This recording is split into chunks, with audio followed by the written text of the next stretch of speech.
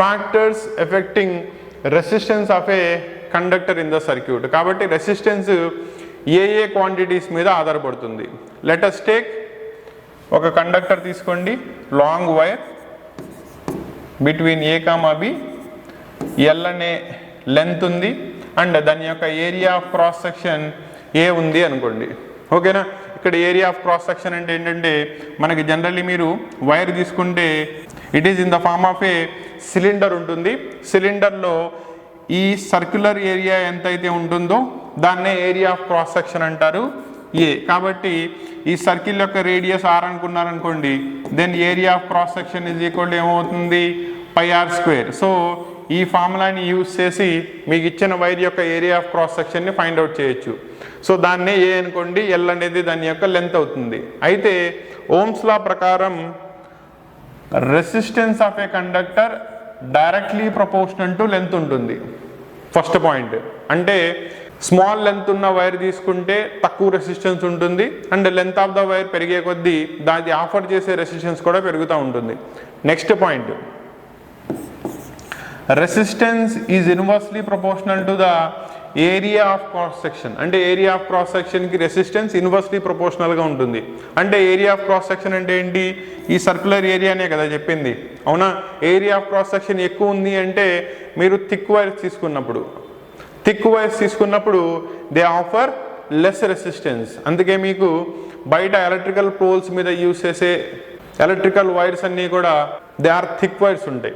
వేరాజ్ area తగ్గిందనుకోండి resistance ఏమవుతుంది, పెరుగుతుంది. Area తగ్గాలి అంటే వైర్ సన్నబడాలి. థిన్ వైర్ తీసుకున్నారనుకోండి, అందులో థిన్ వైర్ దానికి ఏరియా తక్కువ ఉంటుంది, సో రెసిస్టెన్స్ ఎక్కువ ఉంటుంది, ఇన్వర్స్లీ ప్రపోర్షనల్. కాబట్టి మన ఇళ్లలో వాడే వైర్స్ అన్నీ కూడా దే ఆర్ థిన్ వైర్స్.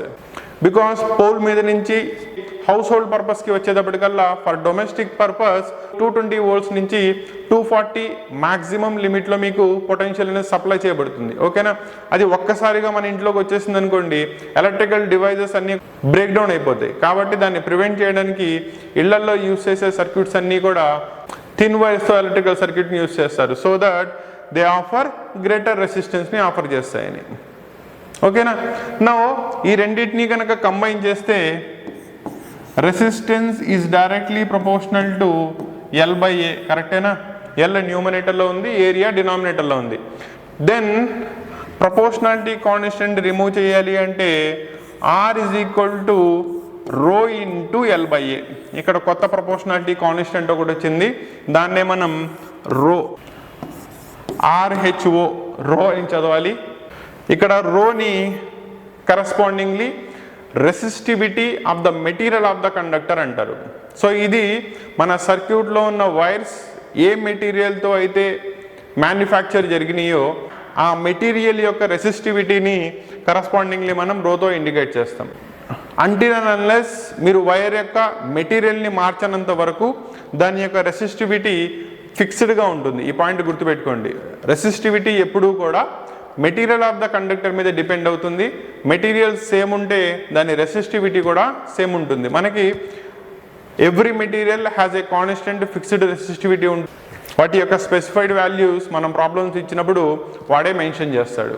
ఓకేనా, నౌ ఈ డెరివేషన్ నుంచి మనం రెసిస్టివిటీని సపరేట్ చేద్దాం. So R is equal to rho into L/A అయితే రో is equal to cross multiplication చేయండి R ఇంటూ A/L.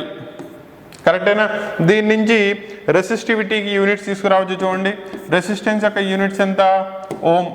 ఏరియాకి units centimetre square divided by centimetre square cancel అయిపోతే that is rho into centimetres will be the corresponding units of resistivity of the material of the conductor అవుతుంది.